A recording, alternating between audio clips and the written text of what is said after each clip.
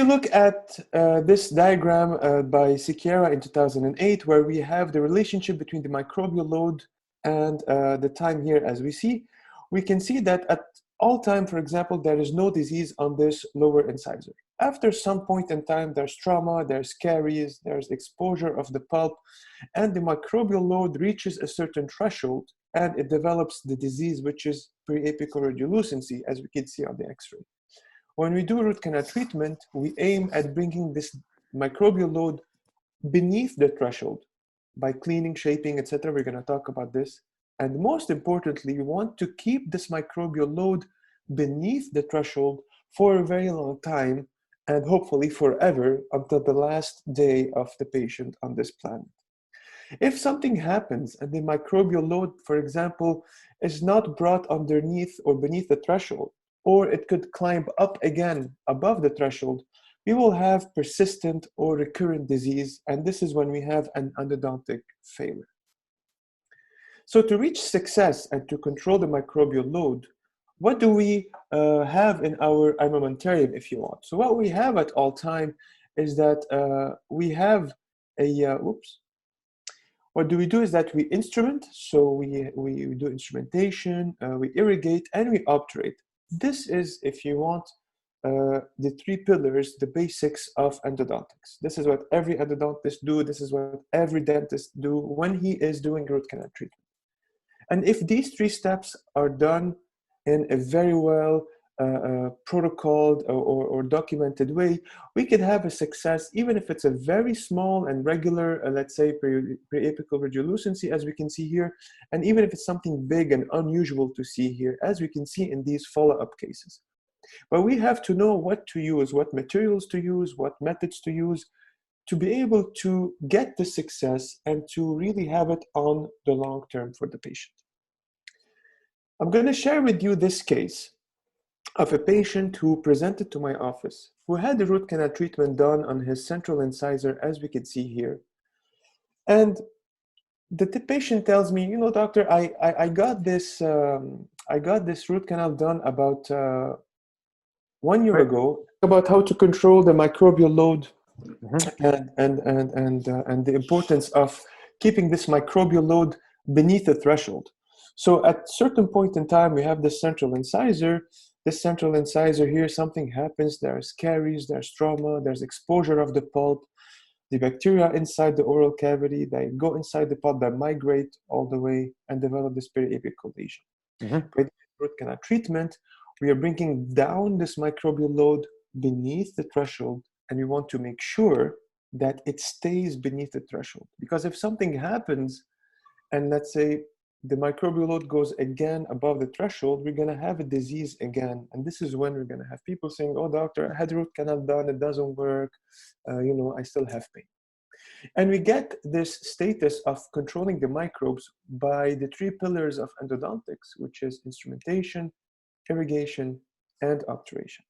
And if we do these three steps using a very specific protocol, the modern techniques and modern instruments, one can expect success, even if it's a very small lesion like we saw on this central incisor, or even if it was a very big lesion as we saw on this molar here. This is a case that, for example, I saw in my own practice. This is a young patient. He was about 19 years old. He presented to my practice saying, you know, doctor, I had a root canal done about a year ago with my dentist. Everything went good, but it never felt normal again. And I asked him, okay, what do you mean not normal? He said, you know, every time I do this here, I feel like there's some pressure happening. So I took an X-ray, and I mean, as you can see, the root canal is very well done. There's one canal, very nicely shaped, formed, and filled. And as you can see, there's something maybe here on the side of the tooth that is a bit like weirdly colored or weird texture. So I took a CBCT to really make sure what is happening, and what I saw is that there's this radiolucency on the lateral side of the tooth associated to this radio-opaque structure present around it. And I started to think, I told myself, either the tooth is cracked, or maybe there's something that happened, and this material that we see outside the tooth is causing this kind of radiolucency around it. So I did a surgery on this case. I went in surgically and I curetted all the granulation tissue.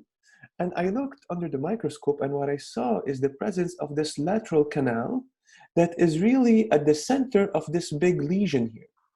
And so I started to put all the things together. And while doing the surgery, I told myself, wow, this is something very strange. The root canal is done. It's a very nicely done root canal. This lateral canal was probably filled with the sealer.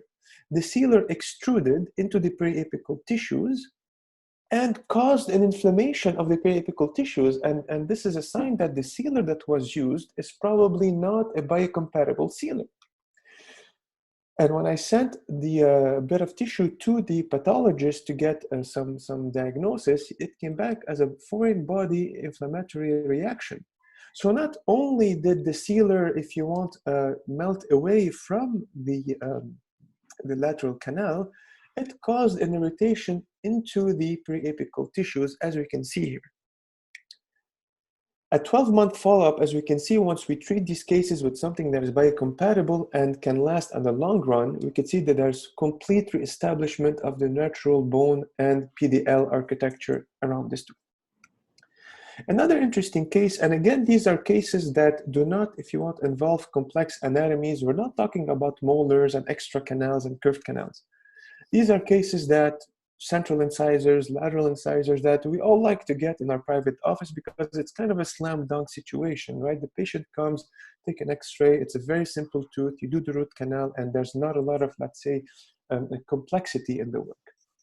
In this case, as we can see here, this lateral incisor here is at the center of a big radiolucency around it.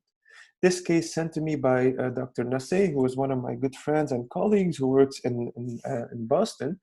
He went into this case again surgically, and this is after, let's say, this is the root of the tooth. This is when he sliced the root here to resect it.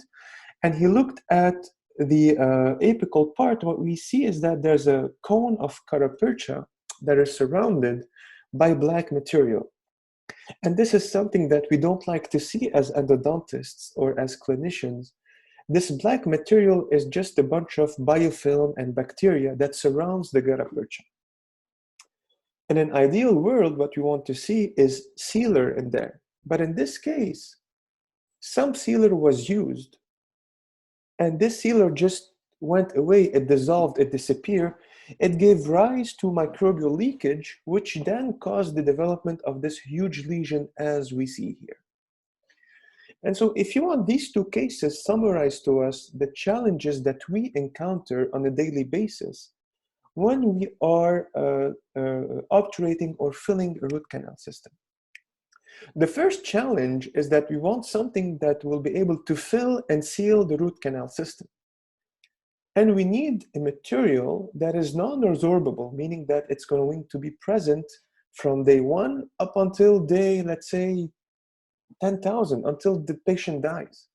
We want something that is also dimensionally stable, which means that it will not shrink, it will not change its form inside the root canal system. And what we want is something that is antimicrobial, biocompatible as well, so that if it gets extruded or if you get little puffs into the periapical tissues, we don't get additional trauma around the tooth. And we would like something that is bioactive. And what we mean by bioactive is that something that's going to reinitiate the human body, to redeposit bone and reform the periodontal ligament in order to reestablish this beautiful architecture that we have around the tooth before the disease. And the requirements of a perfect or of an ideal sealer have been firstly published in 1936 by Louis Grossman, who is labeled as being the father of modern endodontics. And Louis Grossman was a very clever endodontist who was practicing in the city of Philadelphia, where Peter and I, as you heard, got our education at University of Pennsylvania. And Grossman said that if you today want to have a perfect sealer, you have to have something that seals well, of course, something that is stable, that is non-resorbable, that will not wash away when it's contact with tissue fluids, something that is antimicrobial, does not stain the tooth, right? You don't want the tooth to become dark after a while. Something that is flowable so that it can really, if you want, swim and navigate inside the root canal system. You want something that is radio opaque so that you could see it on the x-ray. You want something that is retreatable, something that is hydrophilic, because we know that the human body is the perfect environment for being humid or moist. If you have something that is not hydrophilic, this material is not going to set well. And you want something that is biocompatible, that does not cause more harm to the patient's body than without it. And traditionally, in endodontics, we have used, if you want, a lot of sealers over the 50 or 60 years that passed. We had zinc oxide eugenol sealers that we see here on the left-hand side, such as the traditional pulp canal sealer or the traditional Roth canal cement. And with time, we developed more, if you want, advanced sealers such as resin-based or epoxy-based sealers here, like we see the famous AH+, the famous Endoraz or Resinoseal, and many other brands that are present on the market. By the way, I'm going to talk about a lot of brands. I'm going to talk about a lot of companies during this presentation. I don't have any affiliations to any of these companies. I don't have any conflict of interests. They don't pay me whether they sell or not these products, but I just present what's in the market out there, what I use, and what today can meet the requirements of a perfect sealer in our modern world. So these traditional sealers were used with traditional gutta percha in traditional methods, such as a lateral condensation technique, as we can see here. So we could see, let's say there's a big cone surrounded by mini accessory cones, or the more popular technique, which is a warm vertical condensation, where we have, let's say, one big block of gutta percha that we put in, we seal it off, and then we do the backfill in order to fill the canal. Now notice that around these two pictures that I drew, I placed black lines around the sealer and around the gutta percha for a very specific reason, which is that there is no adhesion, there is no sealing, there is no uniformity between the two entities, as I will show you during the remaining presentation. So while using these traditional sealers and these traditional techniques, how well are we doing? How well are we at sealing the root canal system? This is a very important study done not too long ago by Sabetti in 2006, where he took 56 teeth that he caused or he induced in them apical periodontitis. So he took a burr, it was done on dogs. He created, let's say, a cavity, he exposed the pulp. After a while, he took an x-ray, he found that there was a periapical radiolucency that developed. He then divided his group into two. One group that got biomechanical instrumentation and root canal filling using a traditional sealer and a traditional technique. And the other half got biomechanical instrumentation, so the roots were clean, they were irrigated, but they had no root filling. So the canals were left empty. A very nicely done coronal restoration was made, and the cases were followed up after 6 months. And so the point was to see, is there any difference whether we do a root canal filling using a traditional technique or we don't do a root canal filling? And to the surprise of a lot of practitioners and readers of these articles, it was found that there was no difference in healing between the two groups. Meaning whether you did a root canal filling or not, it did not really affect or impact the success. However, the success depended on the elimination of microbes, as we know already, that this is the most important step. It also depends on the response of the host, being healthy or not, and on the quality of the coronal restoration. Meaning if you do a good quality coronal restoration, your root canal system is protected, and thus whether or not you use a certain traditional techniques in sealing the root canal system, it's not very, if you want, important. And this is a bit shocking, if you want, because we know how much time and money we spend on wanting to have a perfect x-ray and trying to condense the gutta percha and trying to really make our best to have it radio opaque. So what are the problems that are associated with these traditional methods and traditional techniques? What do we encounter as clinicians once we do, let's say, root canal filling using traditional technique and the traditional sealers? These studies are very old. Some of them date from 1990s up until the late 2011, and all of them show that once the gutta percha is going to cool and the sealer is going to set, these entities are going to shrink. Just like anything else that is hot and becomes cold, it shrinks. Just like anything in dentistry, when it sets, it shrinks. When it shrinks, it's going to create voids between each of these layers. So we have the outer layer here, which is the dentin. The medium layer here is the sealer, and this pink layer here is the gutta percha.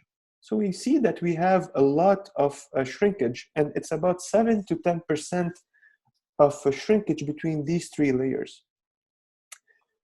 The traditional sealers are going to be washed away when they're going to be in touch with dentinal fluids or with the periapical fluids. There's no bond between the sealer and the gutta percha, and all this can contribute to microbial leakage, which eventually will give rise to a failure in our root canal treatment. If you look at a slice under a microscopy, this is a scanning electron micrograph taken from Orstovik in 2005. What we see, for example, are three separate layers here. We have the gutta percha here. We have the layer of sealer right here.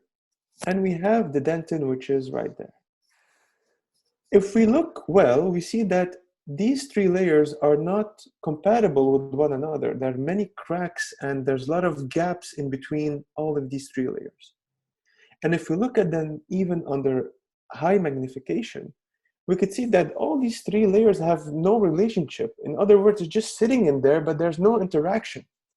This is the dentin here on the right-hand side, and this is the sealer. The goal of the sealer is to seal the dentinal tubules, but when it sets and it shrinks, it gets away from the dentinal tubules here. So it really serves nothing using traditional sealers. Same thing with the gutta percha. I mean, the gutta percha and the sealer, there's not a real relationship between them. And within the sealer itself, it could crack and have voids or gaps in it. So it's not really uniform. And if you take, let's say, a sample of what's present in between these layers here, and you look at them further under microscopy, what you find are these guys here. These are bacteria, biofilm, which given the opportunity when, let's say, there's a bit of leakage from the crown that gets into the root canal system, these bacteria are going to start to multiply and to proliferate and to colonize the root canal system. This will bring the microbial load above the threshold again, and then we're going to have a failure of our endodontic case. So these materials are so bad at doing their job, they're so bad at sealing the root canal system, that many studies again and again stated that there's no benefit really in sealing the root canal system, whether you're using a thermoplastic technique, so warm vertical condensation, or a cold lateral technique. In other words, what these authors are trying to tell us is that we are wasting our times. And the only reason why we are, let's say, motivated or we aim to seal the root canal system today is that when we are inspected by our local state board, the recommendations are that on the final x-ray, we have to see that the canals are filled. There's no really biological benefit of sealing the root canal system using traditional techniques because they just don't seal the root canal system. Furthermore, a lot of these traditional sealers, such as epoxy sealers or root canal sealers, they are cytotoxic, and they can cause mutations into the periapical bone and periapical tissues. And these could sometimes be mutagenic, meaning that can contribute to development of some cancerous or malignant lesion. Again, these are studies done a long time ago in the 80s and in the 90s that we don't really talk about, but these are important for us to know today as clinicians to be able to really, if you want, select the best product or the best material for our patients. Furthermore, because we want to condense these materials inside the root canal system and fill it, And because the sealer shrinks, so we want to, if you want, maximize our access to be able to condense, to compensate for the shrinking of the sealer, we were taught to create these tapered preparations, as we can see here. And by doing tapered preparations, what we're doing is that we are grinding the inside dentin of the root canal system. We are thinning the dentin, and this can lead to microcracks, just like this case as we can see here. And these are many studies from from 1997 up to 2010, showing that teeth that are prepared using large tapers in order to accommodate the plugger, in order to plug the garapercha very profoundly and to create, let's say, a very nicely radio-opaque picture on the X-ray, and to compensate for the shrinking of the garapercha, this weakens the tooth and finishes by having a microcrack. And I can tell you personally, I get at least one patient a day that tells me, you know, doctor, I had a root canal done on this other tooth, and then it cracked, it had to be pulled. My dentist told me I have to have a root canal on this other tooth here on the other side, but I'm questioning the fact, is it worth it? Because I don't want to have to pay $1,000 or so and then have it extracted in 3 or 4 years. And this is one of the problems associated with traditional methods and traditional techniques using the traditional sealers that are available still today, unfortunately, on the market. So what are the solutions for this? Do we have any solution that is present today? For the longest time, we thought that we didn't have anything at our hands to make us better at doing what we do. But today, with this new concept and new materials that are, if you want, invading the dental market, and all the dental disciplines, not only endodontics, but specifically endodontics, we have light at the end of the tunnel, and this is thanks to bioceramics. Without going into the details of bioceramics and their discovery, which is, by the way, a very fascinating story, which I would share with you hopefully one day when we have, let's say, a more in-depth presentation about various other applications of bioceramics. Bioceramics are ceramic materials that are super sterile, they are super purified, and that could be used in order to repair certain tissue in the human body that is damaged.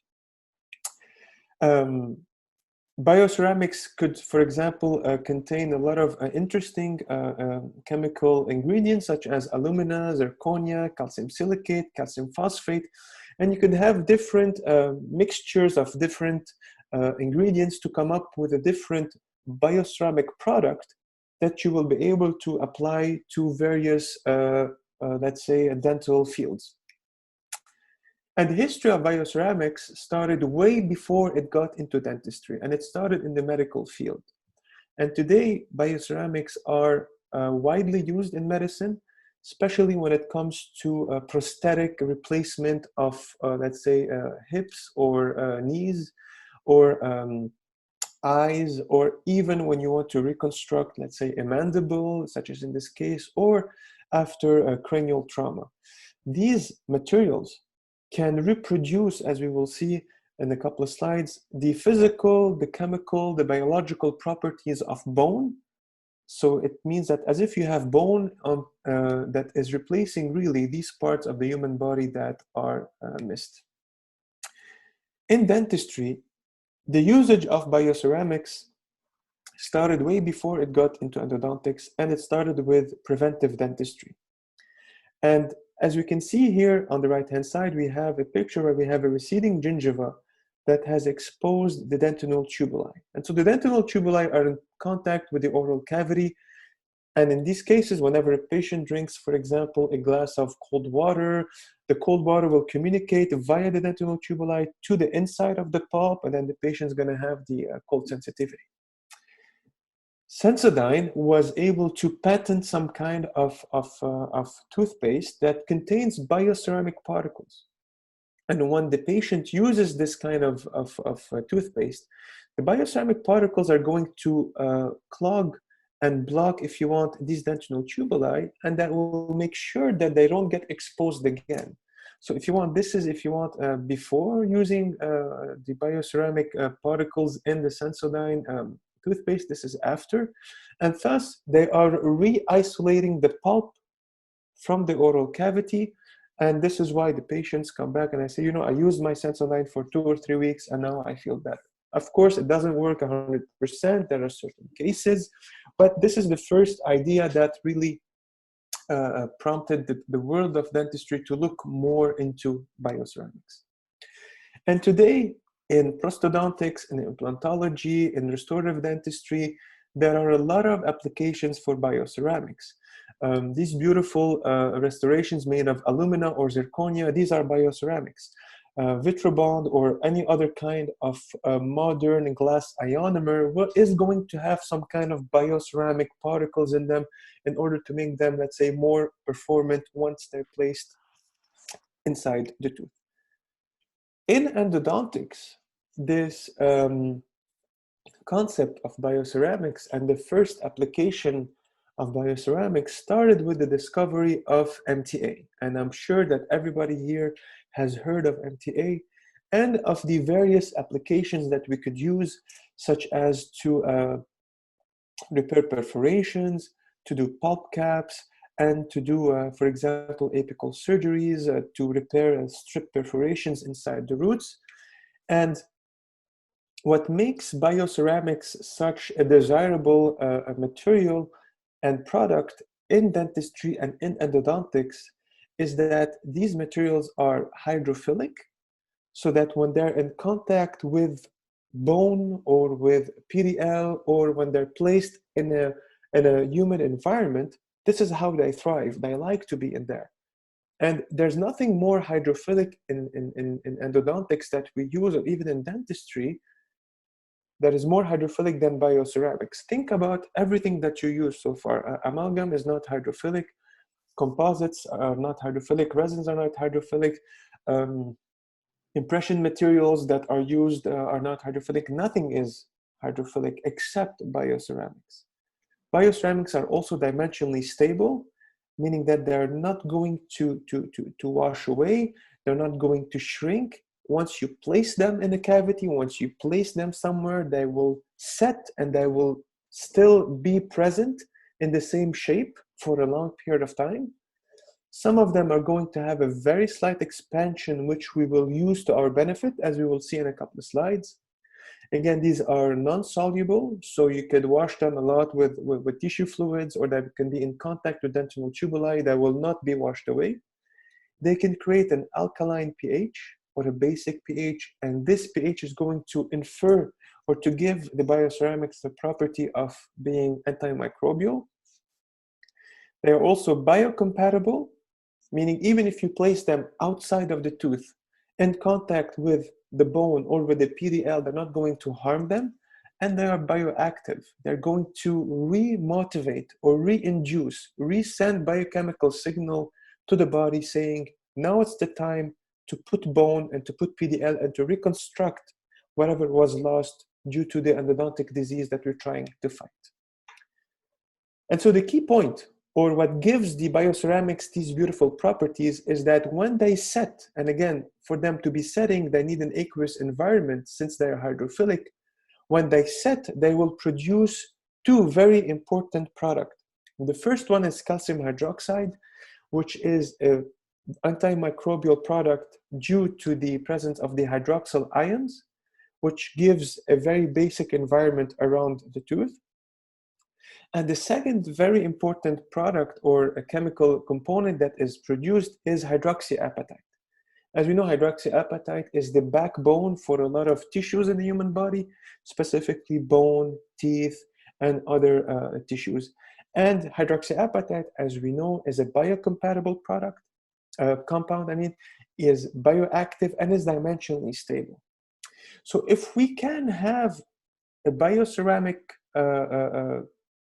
product that can combine these two materials in a format of a root canal sealer, we will be able to overcome all the challenges and all the problems that we encounter with the traditional sealers that I discussed with you earlier during our presentation. And in endodontics, there's many formats of bioceramics. The most widely used ones, for example, is MTA, which comes in the form of a powder that you have to mix with water and to make it a bit more, let's say, in a gelatin phase to be able to use it. Biodentine, which comes as a capsule, as you can see here, that you have to triturate and to make it usable.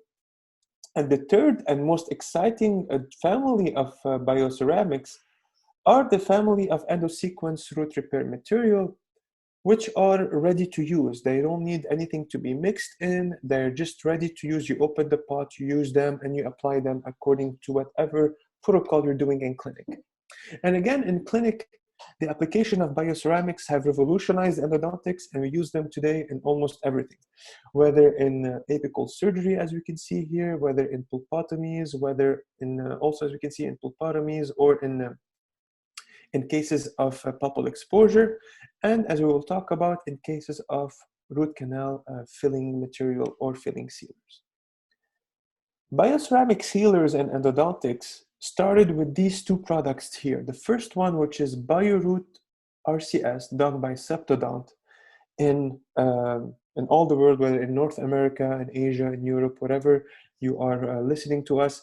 This is one of the first bioceramic sealers that came onto the market. And the second ones are the endosequence BC sealer that is present in North America. In Europe and in Middle East and North Africa, it's marketed under the name of Total Fill BC Sealer. They're the same product, just different packaging, different companies that are taking care of selling them.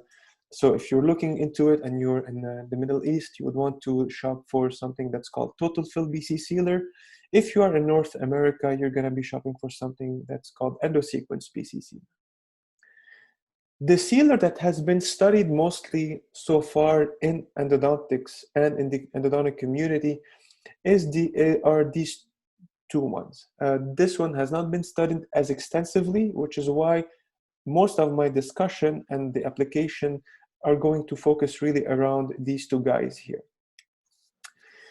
So when we're talking about premixed bioceramic sealer, what we have to keep in mind is that these sealers have the same chemical composition as the traditional NTA or the traditional compounds of bioceramics that were developed at first in endodontics, which translates into having the same exact properties of being hydrophilic, of being biocompatible, of being bioactive, of being stable, and of being, let's say, non-resorbable. However, what they did, the engineers behind this idea, is that they made something that is less viscous, that is made of very small particles, and they were able, let's say, to put it into a syringe and to be able to flow more and to get inside root canal system. And of course, this is applicable to any bioceramic sealer that is present today in the market. Over the last year or so, there's an explosion of bioceramic sealers in the market. That have not been studied, of course, as extensively as the endosequence BC sealer, as we can see here. So what you have to do, of course, before selecting what to use, you have to make sure, number one, that in the chemical compounds used to produce the bioceramic sealer, that it's purely bioceramic particles. If you see any resin in there, this is garbage, you could throw it. It's not going to really give you 100% of the bioceramic properties. And you have to make sure really that it works inside the tooth. And this is really something important to be able to select the best product.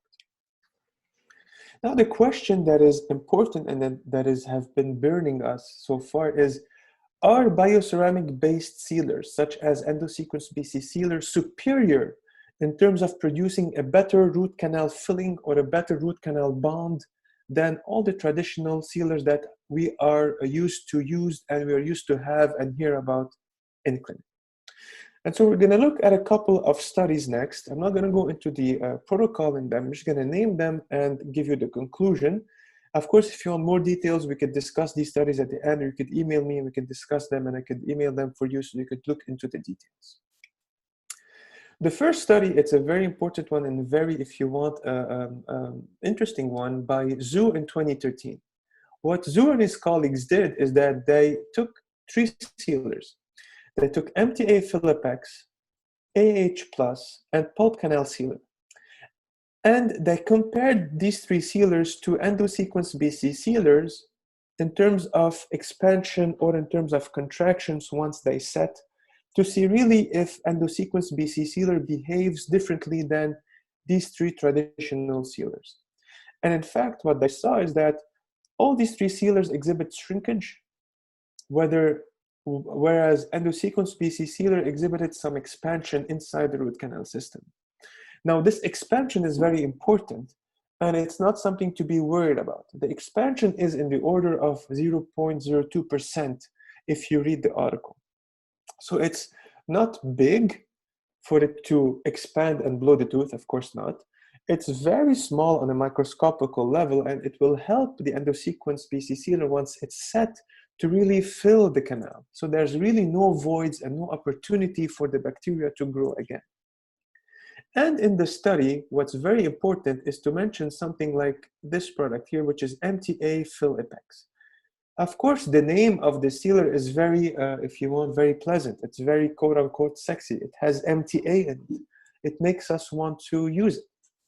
If you read what's in MTA Fill Apex in terms of chemical compounds, MTA Fill Apex is resin mixed with MTA.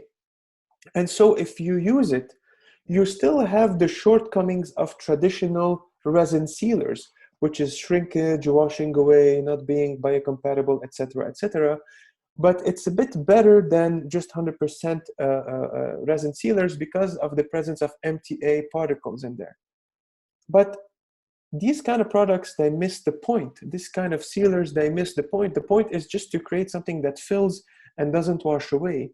And so this is why we have to be very careful when we select the best sealer or the best bioceramic sealer. We have to really choose something that is 100% bioceramic and that will not really have any other contaminant in terms of resin. Other study by Zhang in 2010 showed that BC sealer is highly biocompatible and significantly less cytotoxic than AH+. In this study, they placed BC sealer in contact with stem cells, and they saw how the stem cells, whether they're like PDL stem cells or dentinal pulp stem cells, they can really proliferate and grow in presence of BC sealer, but how in presence of AH+, all these cells are going to shrink or die because AH+ does not offer a biocompatible environment for these cells. Further studies show that BC sealer can reduce the production of CGRP, and CGRP is an inflammation mediator, if you want. And if you have CGRP released into the periapical tissues, you're going to have the patient have more pain after root canal treatment. And this is something very important. We don't want the patient to feel pain or to have, let's say, some kind of an emergency and have to call you after root canal treatment. These studies show that BC sealer can help in reducing the CGRP release and thus have less inflammation around the tooth after finishing root canal treatment. BC sealer will have a high pH. Why? Because it's a bioceramic compound. It will release calcium hydroxide. This calcium hydroxide is going to provide a very strong antibacterial activity that can last up to 7 days. So you have 7 days worth of antimicrobial activity after you place that sealer inside your root canal system. This is a study, again, done by Zhang, and he compared it to a lot of traditional sealers such as AH+, Apex Plus, Jubilee Seal, Sealapex, Epiphany, Endorez, and all these are, again, traditional sealers that are not going to have such a high antibacterial activity as BC sealer. Furthermore, in terms of bonding to the dentin, in terms of really having a chemical link to the dentin and sealing the dentin, which is really the main focus when we are doing root canal filling, BC sealers are going to have the highest bond strength. They're going to have excellent sealability regardless of the moisture level inside the canal. And this is something important which we're going to talk about once we see the protocol of applying the bioceramic sealer inside the tooth. Again and again, more studies showing how BC sealer does not shrink. It expands slightly and it's not soluble in tissue fluids, which means that if you go back inside the tooth, or if you do, let's say, a surgery on a tooth that for X reason, for example, has failed during root canal treatment, and you will look at the BC sealer, you'll see that the BC sealer is still present inside the canal. I'm going to show you some cases in a couple of slides. Now the question is, if we have such a good sealer that can bind to dentin and that could flow inside the tubules, as I will show you again in a couple of slides, do we still need gutta percha? And the question is, yes, we still need gutta percha, but gutta percha is not going to be used as a plugger to compensate for the shortcomings of the sealer. The gutta percha is going to be used just as a pump to really create hydraulic pressure to spread the sealer everywhere inside the root canal system. And we're not going to use traditional gutta percha, but we're going to use gutta percha points that are impregnated with bioceramic particles, so that the gutta percha points and the bioceramic sealer are also going to bind together to have really a more strong chemical bond than any traditional material before. This is a study that was done by one of my co-residents when I was still a resident at the University of Pennsylvania, Dr. Yashar, who is today practicing in California.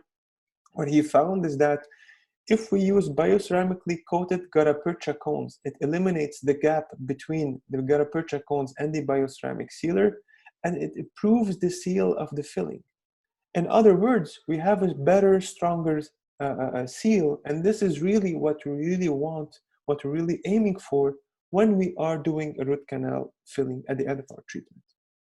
So we can go from this kind of scenario here, having 3 different layers swimming freely inside the root canal system without any kind of interaction or purpose, to something that is more unique, something that is more, if you want, uniform. What we see here, for example, is the dentinal tubules, bioceramic sealer, and the gutta percha cone that is impregnated with bioceramic here. Look how the sealer is in very close contact with the tubules. The sealer wants to go and wants to marry the tubules, and it links to the tubules when producing hydroxyapatite. So there's a very strong bond between the sealer and the dentin. In other words, the sealer is sealing this dentin. It's fulfilling its primary role as sealer.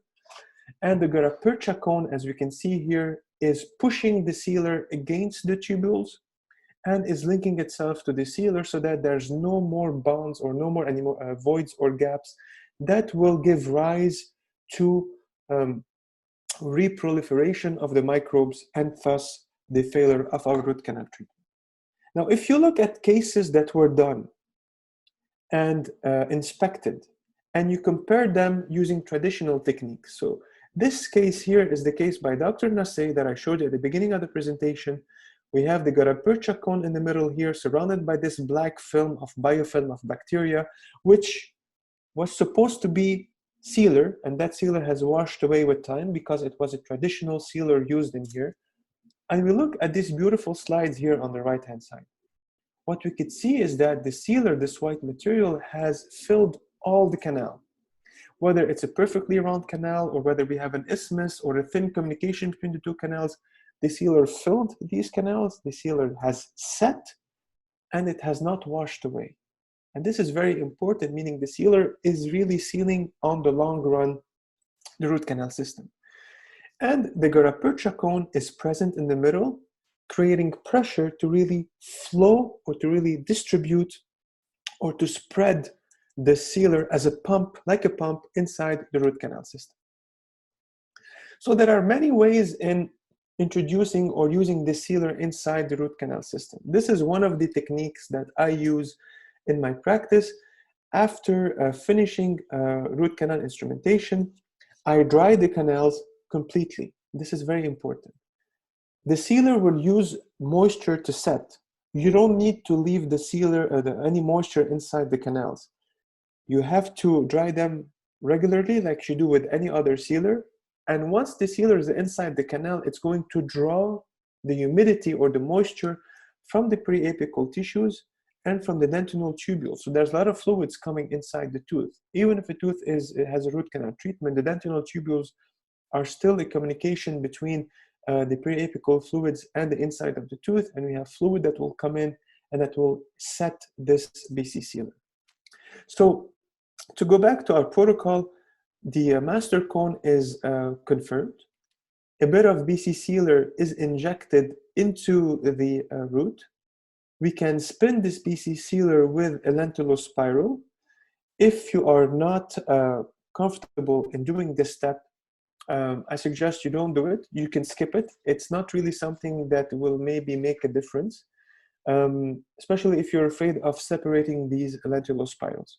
What you can do, you could skip this step and jump to this next step here, where you can take your bioceramic coated gutta-percha cone and seat it all the way to the working length. And by doing so, you are spreading the sealer everywhere with hydraulic forces. And this sealer is going to really fill all the canal and even the lateral canals. I'll show you a lot of cases like that in a couple of slides. And you will sear this gutta-percha point, leaving the orifice clean like that. And you repeat this for as many canals as you want. I'm going to show you this case that I did in my practice, and I'm going to answer the question just in a couple of seconds. So this is a case of a lower second molar that has very long roots, about 28 millimeters.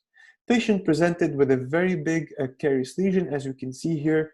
And when I opened the tooth, I saw that this case has a C-shaped anatomy. So what you could see here inside the pulpal chamber is that we have a letter C. And inside this letter C, we have a lot of mini canals.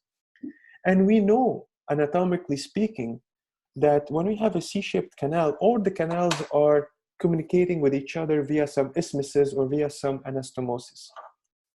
So once I cleaned and shaped these canals, I took this video where I was injecting, if you want, the sealer inside one canal, and I was expecting it to flow from the other canals. And this is what you will see inside this video.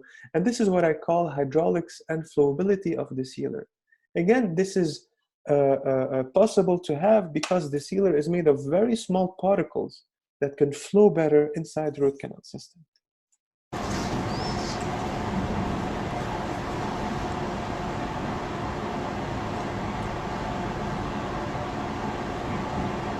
So did you see I injected the sealer in one canal, it flowed out from the other canal. I'm going to do it again. You will be able to see it.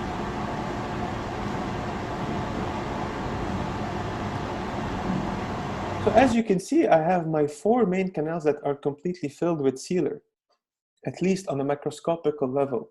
Of course, I cannot stop here. I have to place my gutta-percha cone in there to create more pressure and to really spread the sealer everywhere. But this just to show you how it is easy for the sealer to be flowable. And for the sealer to be flowable is a very important quality so that it could really go inside the root canal system and seal all the intricacies and the important anatomy that we see inside the root canal system. And that sealer being made of bioceramic particles, we are spreading the bioceramic properties of being biocompatible, non-cytotoxic, etc., all over the root canal system. And this is a real clinical case that was sent to me by Dr. Nassé. Again, this is a lower molar tooth that for some reason got extracted because the tooth actually had cracked, as you can see here on the lateral side.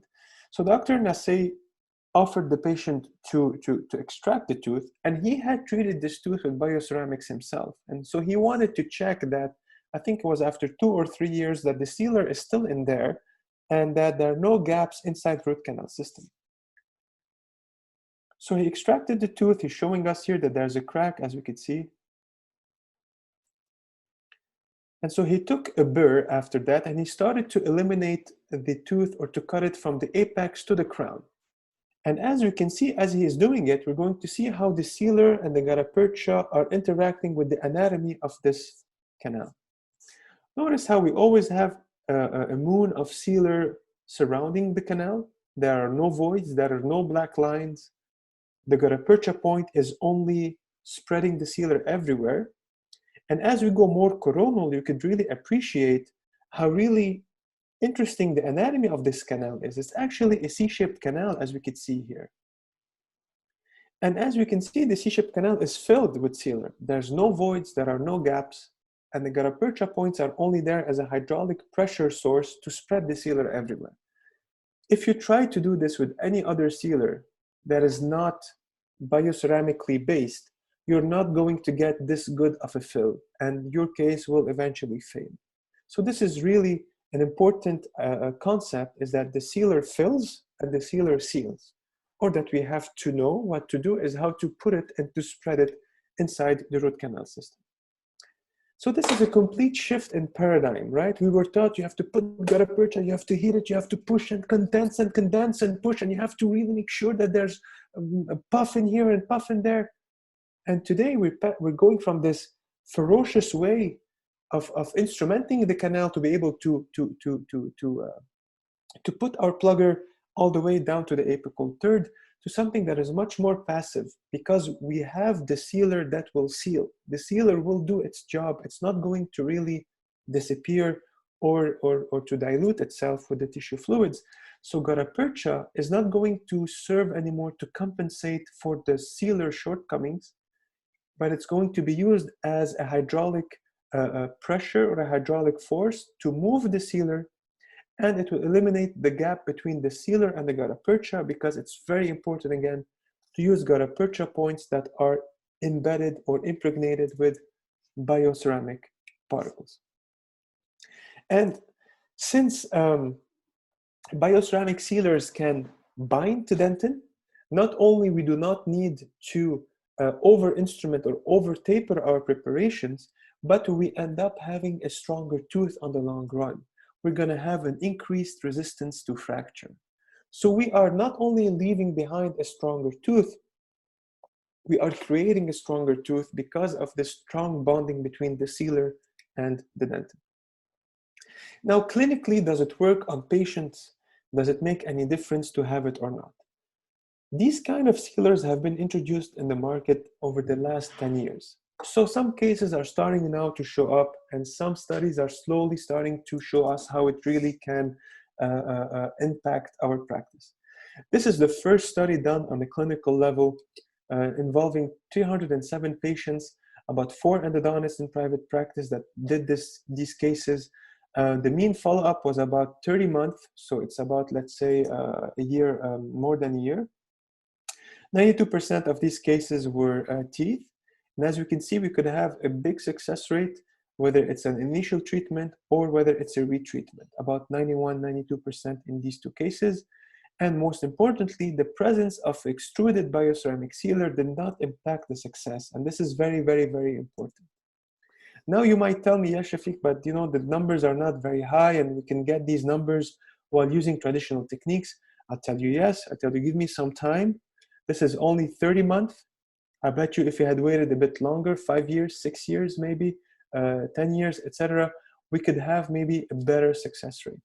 And this is just a retrospective analysis. It's not really, if you want a study that's going to go into in-depth of cases and to collect a lot of cases. And this is where we have to start. We have to start with studies like that and build our way up to have, let's say, a systematic review or much more in-depth studies that really show how superior this concept of using a bioceramically based sealer to fill our root canal after after cleaning and shaping. I'm going to finish by sharing a couple of cases that I had the chance to do in my practice and some others that were sent to me by colleagues, and then I'm going to take all your questions and answer them in details. This is a very important and interesting case that I always like to show in my presentation. This is a first molar here. As you can see, there's some kind of radiolucency around the furcation area, not to be confused with some kind of periodontal disease. And this is where it's important to do good clinical testing to make sure that the source of this radiolucency is not periodontal, but it's endodontic. In this case, we see that there's a very extensive restoration. I did the clinical testing. The tooth tested necrotic. I said, okay, I'm going to do the root canal treatment. Root canal treatment was done using bioceramic sealer as a sealer for my root canal filling. As you can see, at 6-month follow-up, we have a complete establishment and a complete rebuild up of the lost preapical, lost furcal bone in the furcation. Another case sent to me by Dr. Trope. This is a patient who fell and got some trauma, developed some kind of internal resorption, had a huge lateral canal in there as well, as you can see, associated to a very big radiolucency here. Just by doing cold hydraulic condensation, not really plugging the gutta percha, not melting the gutta percha, we can see that the sealer was able to fill this lateral canal here and here, and we can see complete reestablishment of the bone and disappearance of this radiolucency that was present here at the buccal surface of the tooth. Again, this is another case. I want you here to notice how thick the dentin is still around this area of the tooth. How the tooth is still very solid. I did not have to open up the tooth a lot. I didn't have to over taper my instrumentation because I don't need anymore to take my plugger and shove it down the canal, because I have a sealer that will do its job by sealing the root canal system. So I end up having a stronger tooth. And this is another case that I did in private practice. Final restoration was done also, giving a beautiful result and ensuring that everything inside the tooth is well sealed. And I'm pretty sure that this tooth, if the patient takes care of it, is going to serve him until the end of his days. Again, some other cases to show you that even in curved canals, we can use these kind of sealers. Even in curved canals, we don't have to open a lot to plug our to put our plugger in there. In this case, I also left a post space.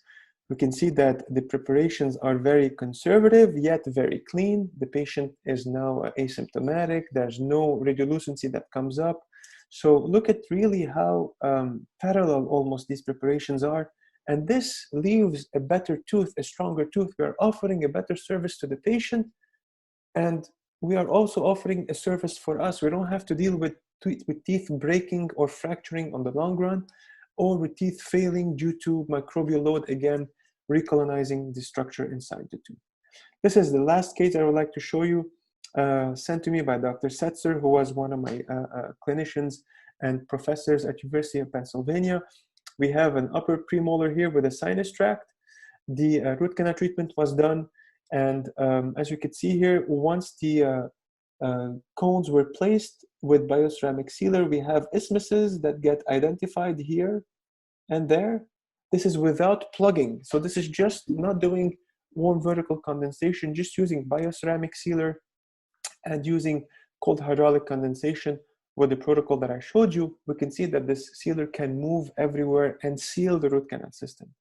All that we really need to know is how to clean the tooth, and of course, how to put the sealer in.